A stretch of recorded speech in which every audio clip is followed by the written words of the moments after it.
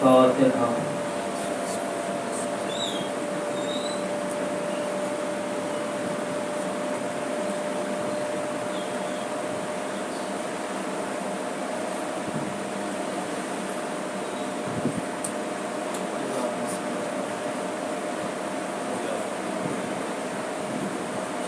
لا حول ولا قوة إلا بالله العلي العظيم۔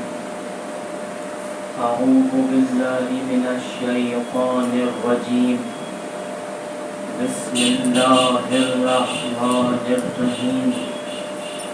الحمد لله رب العالمين، هو الأول والآخر والظاهر والباطن، وهو بكل شيء عليم، ثم الصلاة والسلام على سيدنا ونبينا وحبيبنا وحبيب إله العالمين أبي القاسم محمد وعلى أهل بيته الطيبين الطاهرين المعصومين المظلومين، ولعنة الله على أعدائهم أجمعين من الآن إلى لقاء يوم الدين۔ رب اشرح لي صدري ويسر لي أمري واحلل عقدة من لساني يفقه قولي۔ بسم الله الرحمن الرحيم۔ هل يستوي الذين يعلمون والذين لا يعلمون؟ إنما يتذكر أولو الألباب۔ صدق الله العلي العظيم۔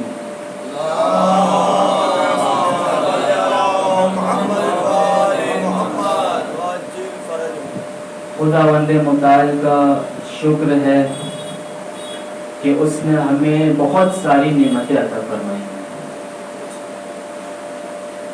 اور انسان کو چاہیے کہ خدا کی نعمتوں کا شکر ادا کرے،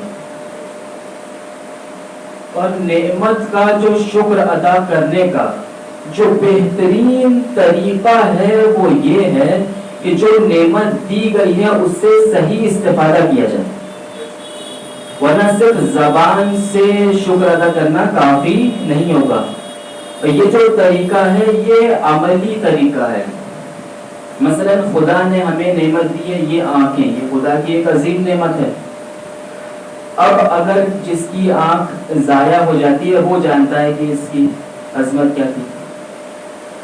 تو ان آنکھوں کا شکر کیا ہے کہ خدا نے جو حکم دیا ہے اس کے مطابق جو خدا چاہتا ہے انسان وہ دیکھے، اور جو نہیں چاہتا ہے وہ نہیں دیکھے، یہی ان آنکھوں کا شکر ہے۔ اور اسی طرح سے ہر نعمتوں کا خدا نے انسان کو متفکر خلق کیا ہے، فکر کرنے والی موجود، تو انسان اس چیز کے بارے میں فکر کرے جو خدا چاہتا ہے۔ تفکر کے عنوان سے ابھی 2-3 دن پہلے ایک مجلس ہوئی تھی، اس میں عرض کیا تھا کہ وقت کے امام کے بارے میں تفکر کریں۔ دیکھیے یہ جو دور ہے یہ امام زمانہ کا دور ہے۔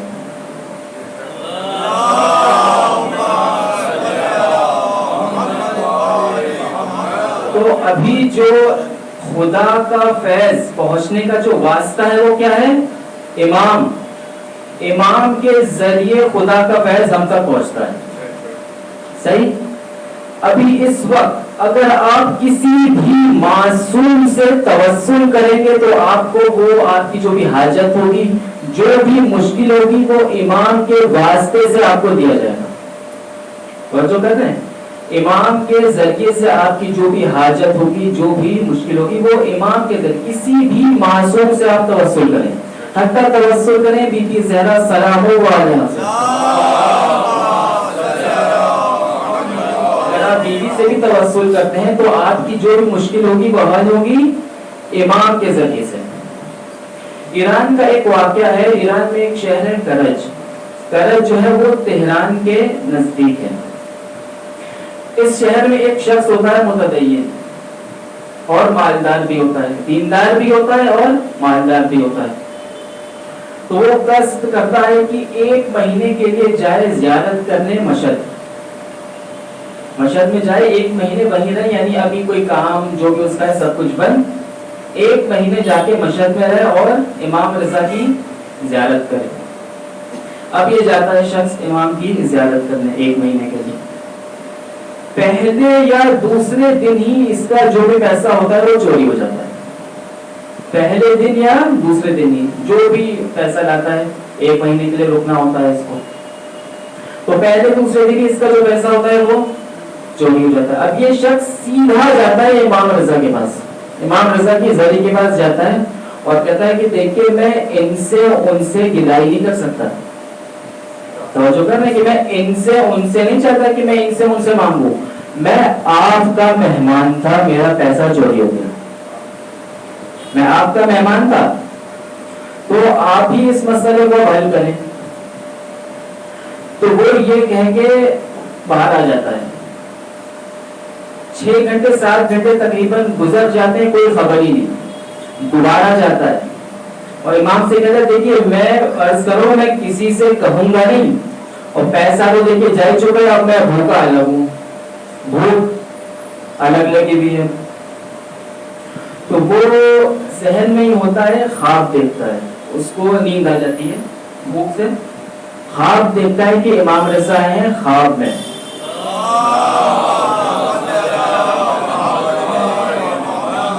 اور امام ارشاد فرماتے ہیں کہ دیکھو کل نماز صبح کے بعد فلاں دروازے سے جو پہلا شخص وارد ہوگا اس سے تم اپنا پیسہ لے لینا، کل نماز صبح کے بعد، نماز فجر کے بعد جو پہلا شخص فلاں دروازے سے وارد ہوگا اس سے اپنا پیسہ لے لینا۔ اب یہ جاتا ہے وہیں پر منتظر ہوتا ہے، اب یہ دیکھتا ہے کہ دور سے ایک شخص آ رہا ہے، دور سے ایک شخص آ رہا ہوتا ہے، جب نزدیک ہوتا ہے تو دیکھتا ہے کہ اسماعیل بے نماز ہے، مشہد میں اس وقت ایک شخص ہوتا ہے اسماعیل، مشہور ہو جاتا ہے بے نماز کے نام سے کہ یہ شخص نماز نہیں پڑھتا۔ اب یہ کہتا ہے کہ امام رضا نے اس کا حوالہ دیا ہے مجھے، جو شخص نماز بھی نہ پڑھتا ہو اس کا حوالہ دیا امام رضا نے، لگتا ہے میرا جو خواب تھا وہ غلط تھا، اشتباہ تھا۔ اب یہ اس سے کچھ بھی نہیں کہتا ہے، یہ آتا ہے سلام کرتا ہے، یہ جواب دیتا ہے، اپنی حاجت کو اس کے سامنے بیان نہیں کرتا، یہ چلا جاتا ہے۔ اب اس کے بعد پھر دوبارہ امام کو خواب میں دیکھتا ہے، امام اس بار اس سے پورا غصے میں عرض کرتے ہیں کہ ہم نے تو تم سے کہا تھا کہ تمہیں کس سے پیسہ لینا ہے، اب تم کل دوبارہ نماز فجر کے بعد جو پہلا شخص فلاں دروازے سے آئے گا اس سے اپنی حاجت طلب کرنا، اس سے اپنا پیسہ لینا۔ اب یہ کہتا ہے اس وقت میں بہت بھوکا ہوتا ہوں، اب جو اس نے گھر لے رکھا ہوتا ہے وہاں پہ جو سوکھی روٹیاں وغیرہ جو بھی سب کھا چکا ہوتا ہے، کچھ نہیں بچتا ہے پھر۔ تو پھر اگلے دن پھر پہنچتا ہے وہیں پر، اب منتظر ہوتا ہے نماز فجر کے بعد، اب دیکھتا ہے کہ ایک شخص آ رہا ہے نزدیک ہوا، اب جیسے ہی نزدیک ہوتا ہے تو دیکھتا ہے کہ پھر وہی شخص اسماعیل، اب کہتا ہے کہ اللہ اب تو میں کہہ ہی دیتا ہوں اس سے جو بھی مسئلہ ہے۔ اب وہ نزدیک ہوتا ہے، سلام کرتا ہے اسے اور کہتا ہے کہ دیکھیے میں یہاں آیا تھا، میرا یہ مال چوری ہو گیا، آپ سے ایک مال کی کمک چاہتا ہوں، مدد چاہتا ہوں مالی۔ تو کہتا ہے ہاں بالکل، جیب میں ہاتھ رکھتا ہے، پیسہ نکال کے اس کو دے دیتا ہے اور کہتا ہے کہ آخری دن یہ جو پیسہ دیا ہے جب تک تو مشہد میں ہو تب تک کا یہ خرچ ہے، آخری دن جب جانے لگنا تو دوبارہ اسی جگہ مجھے ملنا، یہ کہہ کے چلا جاتا ہے۔ اب وہ جاتا ہے تو یہ پیسہ گنتا ہے تو دیکھتا ہے جتنا پیسہ اس کا چوری ہوا تھا نا بالکل اتنا ہی پیسہ،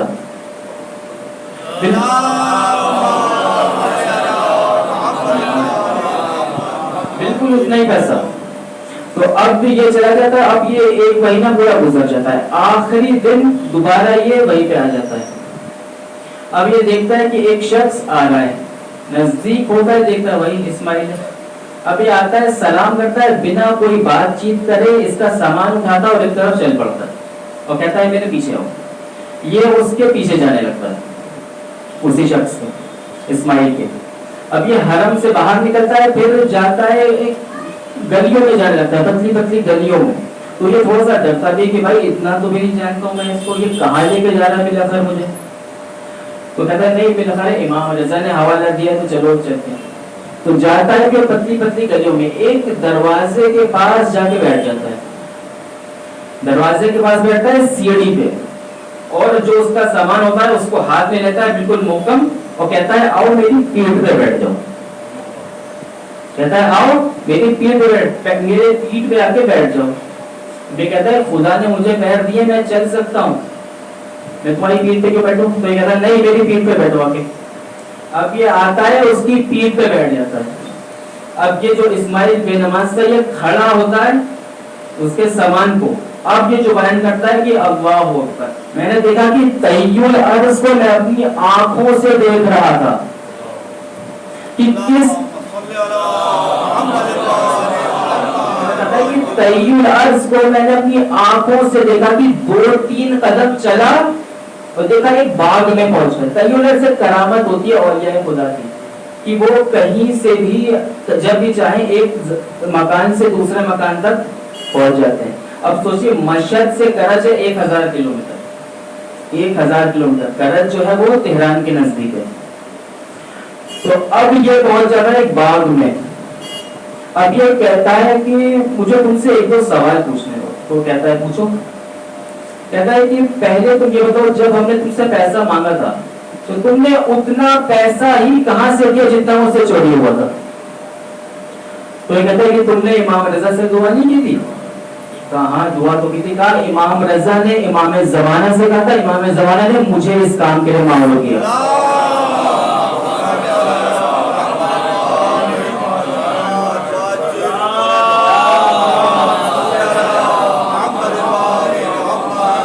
کہ تم نے امام رضا سے کہا تھا نا، امام رضا نے امام زمانہ سے کہا اور امام زمانہ نے مجھے اس کام کے لیے مامور کیا. روایت ہے بہار الانوار میں علامہ مجلسی نے نقل کیا کہ غیبت کبریٰ میں 30 لوگ ہیں، 30 لوگ جو ہمیشہ امام کے ساتھ رابطے میں. یہ 30 لوگ جو ہے وہ 313 کے علاوہ ہیں جو ظہور میں ہوں گے.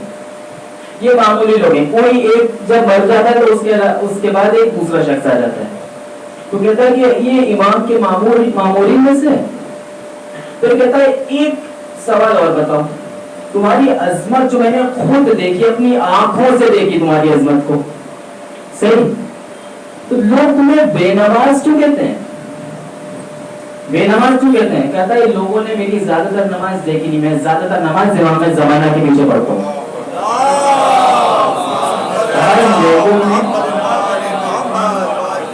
لوگوں نے میری نماز زیادہ دیکھی نہیں ہے، زیادہ تر نماز میں امام کے پیچھے پڑھتا ہوں، تو اس لیے لوگ میری نماز دیکھ نہیں پاتے.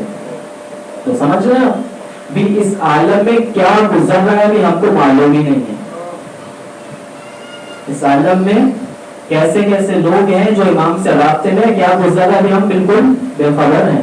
تو عزیزان محترم، امام سے رابطے کو برقرار کریں، تفکر کریں امام سے، امام کے بارے میں.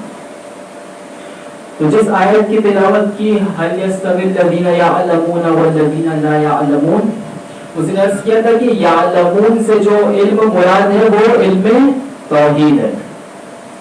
علم توحید ہے. یعلمون جو جانتے ہیں وہ کون سا علم ہے؟ علم توحید، معارف الہی. معارف الہی سے مراد دیکھیے دین کی جو تعلیمات ہے وہ معمولاً 3 حصوں میں تقسیم کی جاتی ہے. 3 حصوں میں. ایک ہے عقائد یعنی اصول دین، کہ ہمارا عقیدہ کیا ہے. ایک ہے احکام یعنی فروع دین، کہ ہمیں عملی طور پہ کیا کام انجام دینا ہے. اور ایک ہے اخلاق، کہ ہماری رفتار، ہمارا برتاؤ، ہمارے اندر کون سی صفتیں ہونی چاہیے، کون سی نہیں ہونی چاہیے، کہ انسان صفات رذیلہ کو سے دور کرے، یعنی بری صفتوں کو، اور اچھی صفتوں کو اپنے اندر لائے. تو یہ 3 جو تقسیم ہے، کہ ایک ہے عقائد اور ایک ہے احکام اور ایک ہے اخلاق. اب ان میں سے بھی جو بنیاد ہے دین کی وہ ہے اصول دین.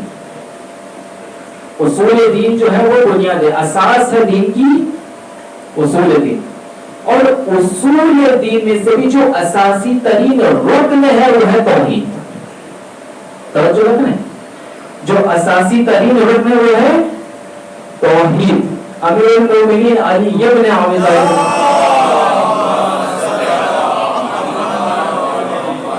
نہج البلاغہ کے پہلے ہی خطبے میں فرماتے ہیں اول الدین معرفتہ، دین کا آغاز، دین کی جو بنیاد ہے وہ خدا کی معرفت ہے.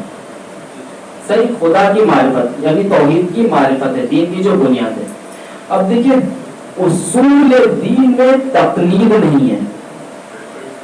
صحیح ہے، اصول دین میں تقلید نہیں ہوتی ہے. تقلید ہوتی ہے کس میں؟ فروع دین میں. مثلا اگر آیت اللہ سیستانی کہیں، آیت اللہ خامنہئی صاحب کہ خدا ایک ہے تو ہم بھی کہیں گے ہاں خدا ایک ہے. نہیں، یہ صحیح نہیں ہے. اصول دین کو یعنی توحید کو ہمیں اپنی عقل سے سمجھنا ہوگا. توحید کو ہمیں اپنی عقل سے سمجھنا ہوگا. اور اسی طرح سے اصول دین میں جتنے بھی نبوت، جتنی بھی چیزیں، قیامت کو ہمیں اپنی عقل سے سمجھنا ہوگا.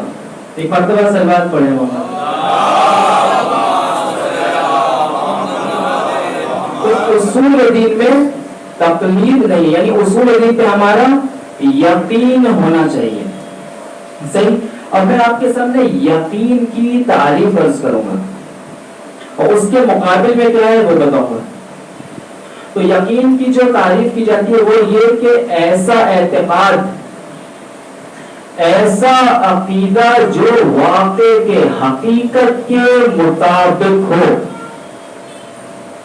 توجہ کریں، ایسا عقیدہ جو واقع کے حقیقت کے مطابق ہو. مثال عرض کرتا ہوں، مثلا کوئی دور سے کوئی شخص کسی چیز کو دیکھے، دور سے کسی چیز کا مشاہدہ کرے، کسی پیڑ کا مثلا، اور دور سے دیکھنے پر ہی یقین کر لے کہ یہ جو چیز ہے فلاں چیز ہے. دور سے دیکھنے پر یقین کر لے یہ جو چیز ہے فلاں چیز ہے. اب جب نزدیک جا کر کے دیکھے تو وہ واقع وہی چیز ہو جو اس نے یقین کیا تھا دور سے دیکھنے پر، یعنی وہ عقیدہ جو حقیقت کے مطابق ہو. تو یہ یقین کی تعریف ہے. وہ عقیدہ جو حقیقت کے مطابق ہو اسے کہتے ہیں یقین. اب اس کے مقابل میں کیا ہے؟ اس کے مقابل میں ہے جہل. جہل اس کے مقابل میں. اور کون سا جہل؟ جہل مرکب. جہل مرکب اس کے مقابل میں. جہل مرکب کہتے ہیں جو دو جہلوں سے مل کے بنا ہو. مثال عرض کرتا ہوں، آسان ہو جائے گی بات. ایک مرتبہ صلوات پڑھ دیں.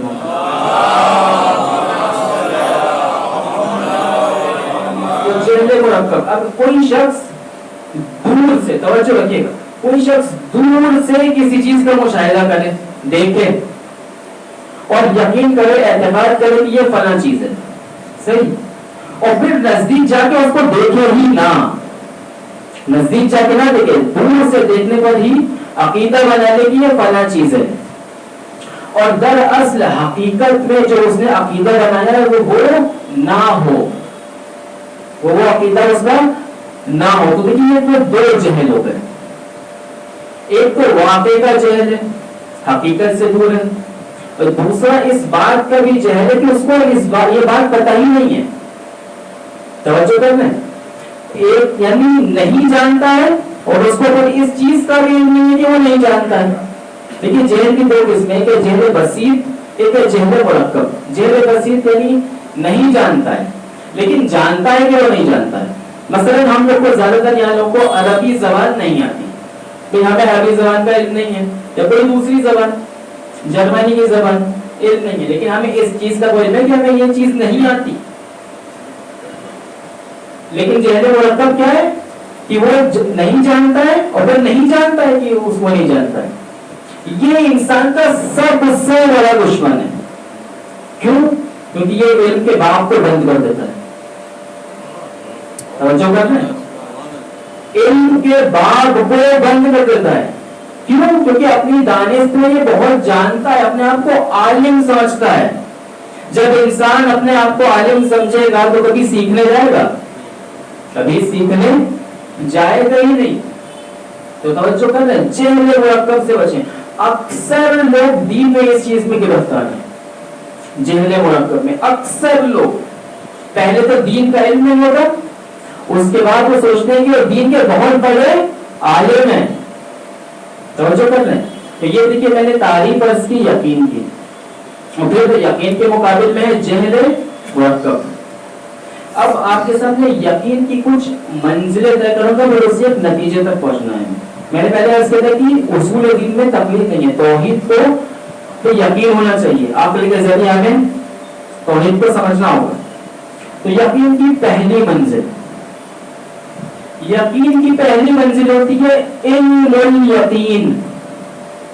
علم الیقین مثال، مثلا دور سے آپ دھوئیں کو دیکھیں، دھوئیں کا مشاہدہ کریں دور سے، دھوئیں کو دیکھتے ہی آپ کا ذہن کہاں منتقل ہوگا؟ آگ کی طرف. آپ نے آگ کو دیکھا ہے کہ آپ نے آگ کو نہیں دیکھا، آپ نے دیکھا کیا ہے؟ دھواں دیکھا ہے. دھواں، دھوئیں سے آپ کہاں منتقل ہوئے؟ آگ کی طرف. یہ جو یقین کا درجہ ہے نا علم الیقین کا، یہ حاصل ہوتا ہے عقل کے ذریعے. عقل انسان کی بتا رہی ہے نا کہ اگر دھواں ہے تو اس کا مطلب ہے کہ آگ ہوگی، کیونکہ آگ میں اور دھوئیں میں تلازم ہے. صحیح. تو یہ درجہ ہوتا ہے علم الیقین کا، یہ حاصل ہوتا ہے عقل کے ذریعے. یہ پہلا درجہ یقین کا. یقین کا دوسرا درجہ عین الیقین. عین کہتے ہیں آنکھوں کو، چشم. عین الیقین. اب کوئی شخص جائے وہاں پر جہاں پر یہ آگ لگی ہوئی، اب جا کر کے اپنی آنکھوں سے آگ کو خود دیکھے. اب بتائیں دھوئیں سے آگ تک پہنچنا اور خود دھوئیں سے آگ کا یقین کرنا اور خود آگ کو دیکھ کر کے آگ کا یقین کرنا، کیا ایک جیسا ہے؟ ظاہر ہے کہ بھائی جو انسان آگ کو دیکھ کر کے آگ کا یقین کر رہا ہے اس کا جو یقین کا درجہ ہے وہ بلند ہے. البتہ جو مثالیں عرض کر رہا ہوں ظاہری، یہ جو عین الیقین سے مراد یہ آنکھیں نہیں، عین الیقین سے مراد دل کی آنکھیں. یہ تو مثال عرض کر رہا ہوں تاکہ بات پہنچ سکے. عین الیقین سے مراد دل کی آنکھیں. جو امیر المومنین سے پوچھا گیا نا کیا آپ نے خدا کو دیکھا ہے، تو کیا کہا مولا نے کہ میں اس خدا کی عبادت نہیں کرتا جس کو میں نے نہ دیکھا ہو، میں اس خدا کی عبادت کرتا ہوں جس کو میں نے دیکھا ہے. تو یہاں پہ جو مولا کہہ رہے میں نے دیکھا ہے اس سے مراد دل کی آنکھیں. توجہ کر لیں. یہ جو یقین کا درجہ ہے عین الیقین، یہ حاصل کیسے ہوتا ہے؟ پہلا والا درجہ یقین کا حاصل ہوتا ہے عقل کے ذریعے. یہ حاصل ہوتا ہے جب انسان کا باطن پاک ہوتا ہے. توجہ کر لیں. جب انسان کا باطن، جب انسان تزکیہ نفس کرے گا نا تب انسان اس یقین کے درجے پہ پہنچتا ہے. ایک روایت پڑھ دوں آپ کے سامنے. حب الدنیا و حب اللہ لا یجتمعان فی قلب ابدا. دنیا کی محبت اور خدا کی محبت ایک دل میں کبھی جمع ہو ہی نہیں سکتی. توجہ کر رہے ہیں. دنیا کی محبت اور خدا کی محبت کبھی بھی ایک دل میں جمع نہیں ہو سکتی.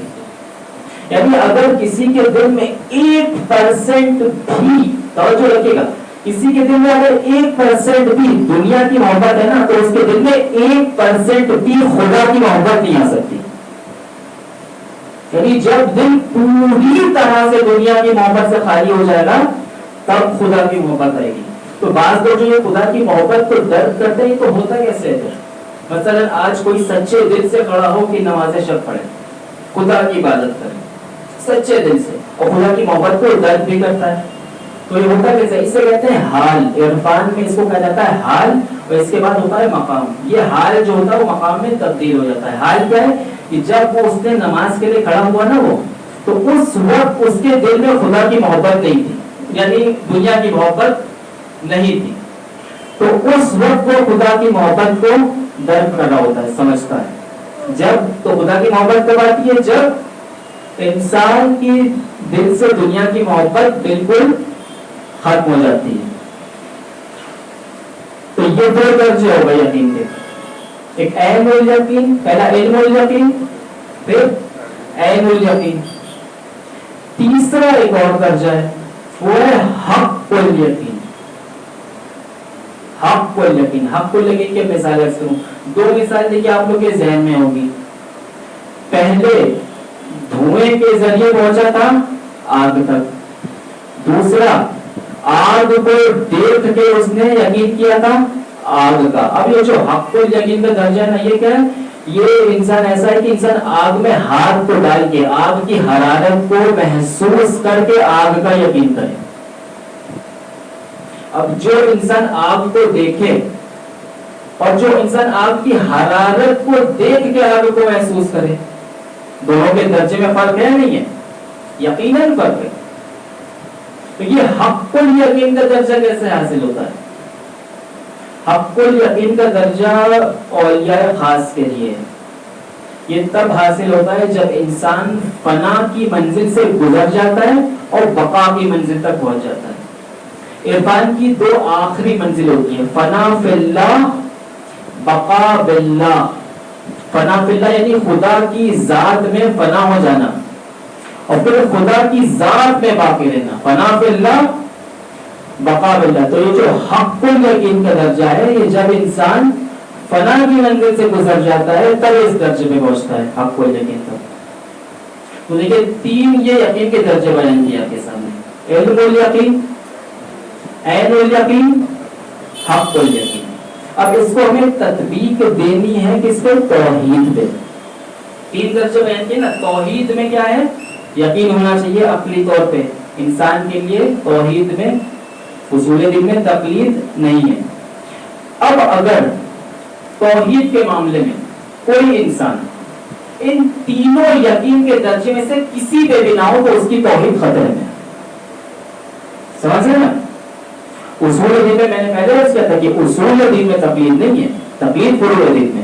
اب یعنی ہمیں توحید پر خود یقین ہونا چاہیے, نہ کہ یہ کہ مثلا کوئی مرجع کہے گا تو ہم توحید پر یقین کریں گے کہ ہم توحید پر مانیں گے. تو اگر کوئی شخص تینوں میں سے کسی بھی درجے پہ نہ ہو توحید کے, نہ علم الیقین کے درجے پہ, نہ عین الیقین کے درجے پہ اور نہ حق الیقین کے درجے پہ, تو اس کی توحید خطرے میں. اور اگر توحید خطرے میں تو پھر دین خطرے میں, کیونکہ توحید جو ہے وہ دین کی بنیاد ہے. اور اگر دین خطرے میں تو پھر کیا ہوگا؟ پھر اس کا شمار باطل فرقے میں ہوگا. سمجھ رہے ہیں؟ تو توحید پر ہمیں یقین ہونا چاہیے. دیکھیے یہ دو آخری کے جو دو یقین کے درجے تھے نا, توجہ رکھیے گا, علم عین الیقین اور حق الیقین کے, یہ جو ہے وہ الفاظ میں نہیں بیان ہو سکتے. بھائی دل کی آنکھوں سے آپ خدا کو کتنا دیکھتے ہیں, کیا آپ مجھے بتا سکتے ہیں؟ میں سمجھ سکتا ہوں اس بات کو کہ آپ لوگ خدا کو دل کی آنکھوں سے کتنا پہچانتے ہیں, یہ آپ کو پتا ہوگا, مجھے کہاں سے پتا ہوگا؟ یا میرے جیسا کوئی ناقص شخص اب پتہ نہیں دیکھتا بھی نہیں دیکھتا ہے, تو میں جتنا بھی دیکھ پاتا ہوں خدا کو آنکھوں سے, دل کی آنکھوں سے, آپ کو کیا پتا ہوگا؟ کیونکہ جو دو درجے ہیں نا, عین الیقین اور حق الیقین, یہ الفاظ میں بیان نہیں ہو سکتے. ایک مثال عرض کروں, بہت آسان ہو جائے گی بات. ایک وقت صلوات پڑھ دیں.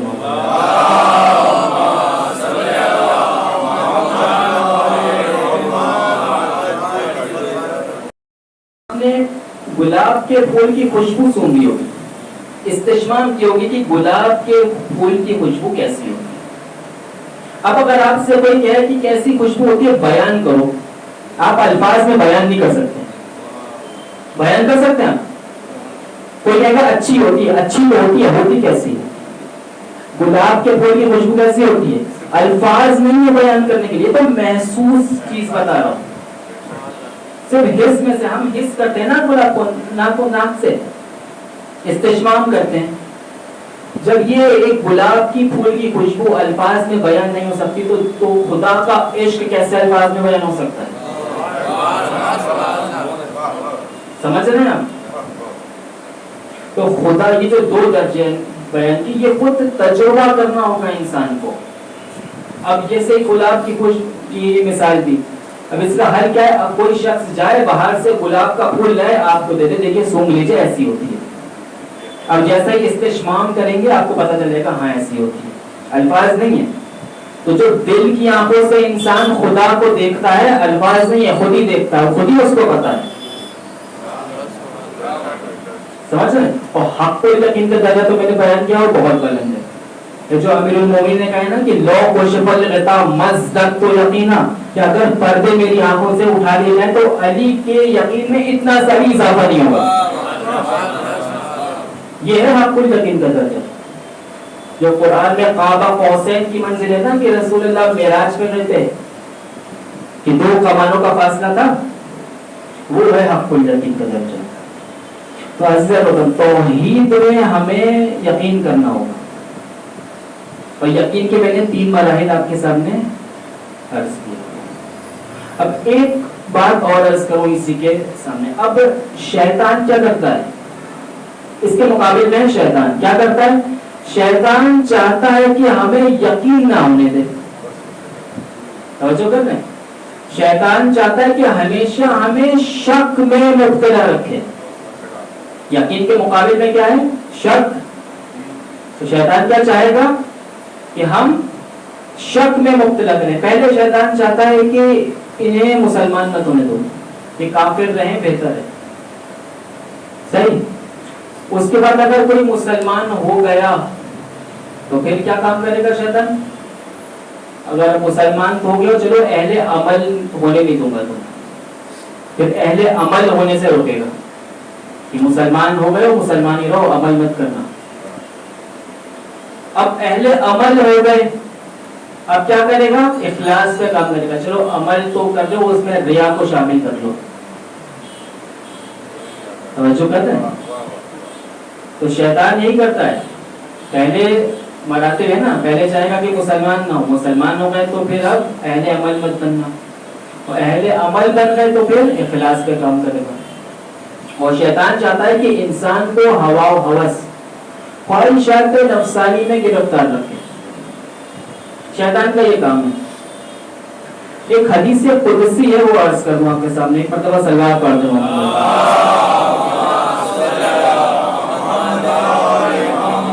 حدیث قدسی کی وَوَزَّعْتُ رِضَائِي بِمُخَالِفَةِ الْهَوَىٰ، میں نے اپنی رضا کو ہوا و ہوس کی مخالفت میں رکھا ہے. سمجھ رہے ہیں؟ میری جو رضا ہے وہ جب انسان ہوا و ہوس کی مخالفت کرتا ہے تو خدا کی رضا حاصل ہوتی ہے. اب مقام رضا سمجھ رہے ہیں کتنا بلند ہے؟ مقام رضا کہاں پہ آیا تھا یہ؟ یا ایتھا النفس المطمئنہ ارجعی الی ربک راضیۃ مرضیہ فادخلی فی عبادی وادخلی جنتی. تو مقام رضا کا کون پہنچتا ہے؟ جو جس کا مرحلہ نفس مطمئنہ تک پہنچ چکا ہے. سمجھ رہے ہیں؟ نفس کے دیکھیے بہت مراتب ہے. نفس امارہ، نفس لوامہ، نفس ملہمہ، نفس مطمئنہ. تو مقام رضا جنت رضوان ایسے ہی ہوتے ایک انسان. جب انسان مقام رضا تک پہنچتا ہے تو جب انسان نفس مطمئنہ تک پہنچتا ہے تو پہنچتا ہے مقام رضا تک. تو صرف ابھی ناموں کے آگے لکھ دینا رضی اللہ، سمجھ رہے ہیں؟ صرف ناموں کے آگے رضی اللہ لکھ دینا اور نفس مطمئنہ تک پہنچنے میں بہت فرق ہے. صرف انسان ناموں کے آگے رضی اللہ لکھنے سے مقام رضا تک نہیں پہنچتا ہے. جب انسان نفس سے مطمئنہ کے مرحلے تک پہنچتا ہے تو پہنچتا ہے، تو حاصل ہوتا ہے مقام رضا. مقام رضا تو حاصل ہوتا ہے. بس گفتگو میں نے تمام کر دی، گفتگو تمام. یہ جو ایام ہے یہ بہت سخت ایام ہے.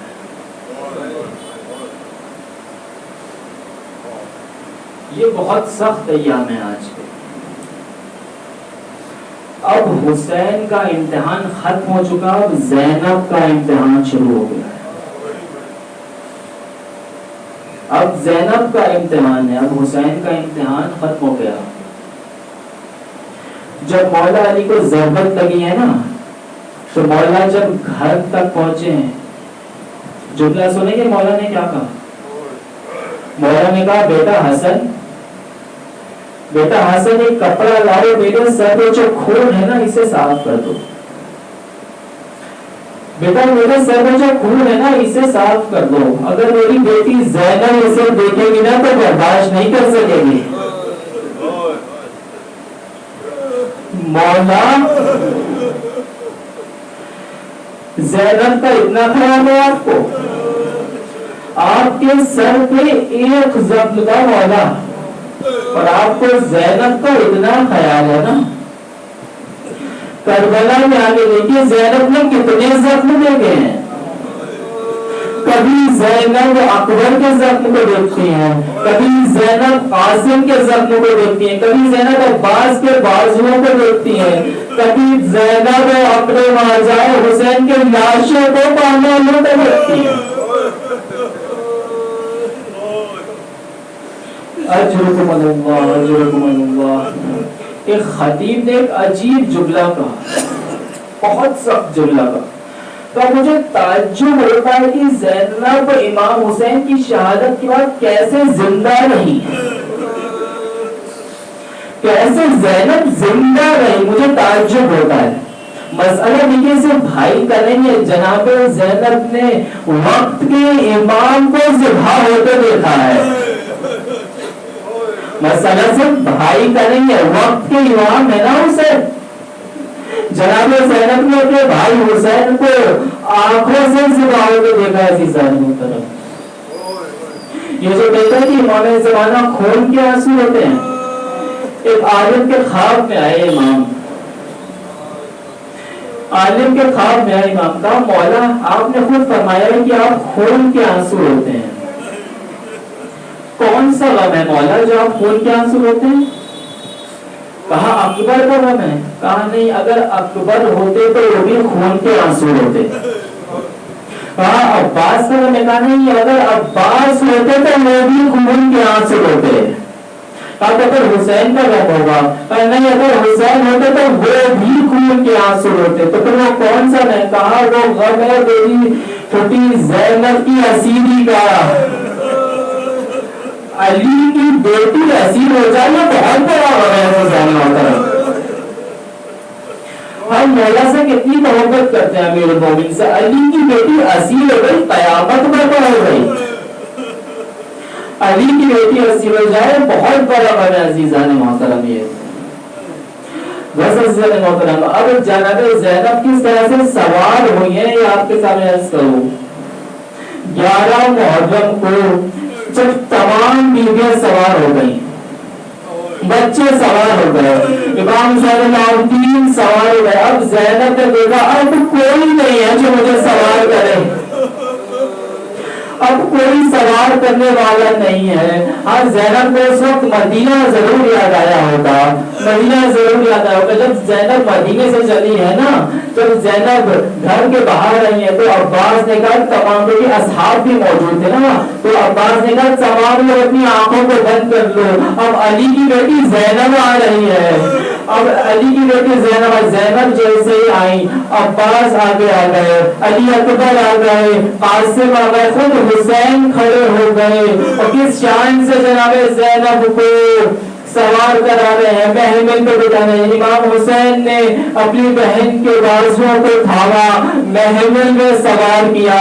ہاں عزیزان محترم، اب یہ زینب ہے کہ اب تنہا کھڑی ہے، اب کوئی سوار کرانے والا نہیں۔ اس وقت زینب کو کہنا بات ضرور یاد آئے ہوگا، جناب زینب نے ضرور کہا ہوگا فرات کرو کہ بھیا عباس، بہن زینب بڑی شان سے لائے دے نا، عباس اٹھو بہن کو سوار کرو۔ عباس اب یہ اس بہن تنہا رہ گئی ہے، واہ مصیبتا واہ زینبا، انا للہ وَإِنَّا إِلَيْهِ رَاجِعُونَ فَسَيَعْلَمُ الَّذِينَ ظَلَمُوا أَيَّ مُنقَلِبٍ يَنقَلِبُونَ۔ بار اللہ پروردگار ہماری اس عبادت کو قبول فرما، ہمیں توحید کے یقین کے درجات میں بلند درجہ عنایت فرما۔ جہاں جہاں پر بھی مومنین موجود ہیں ان کی جو بھی مشکلات ہیں انہیں آسان کر دے، جو اس مجلس میں جو مومنین ہیں، جو ان کی حاجت ہیں، جو ان کی شرعی حاجت ہیں، خدا ان کو پورا کر دے۔ جن مرحوم کے لیے اس مجلس کا انعقاد کیا گیا، ان مرحوم کے درجات کو بلند فرما، انہیں محمد والے محمد کے جواب میں جگہ عنایت فرما، ہمارے وقت کے امام کے ظہور میں تعجیل فرما، امام کے آوان و انصار میں شمار فرما۔ ربنا تقبل منا انك انت السميع العليم وتب علينا انك انت التواب الرحيم۔ ایک مرتبہ سورہ حمد اور 3 مرتبہ سورہ اخلاص کی تلاوت فرما کر جمیل حسن ابن خلیل حسن کی روح کو اِسارے سے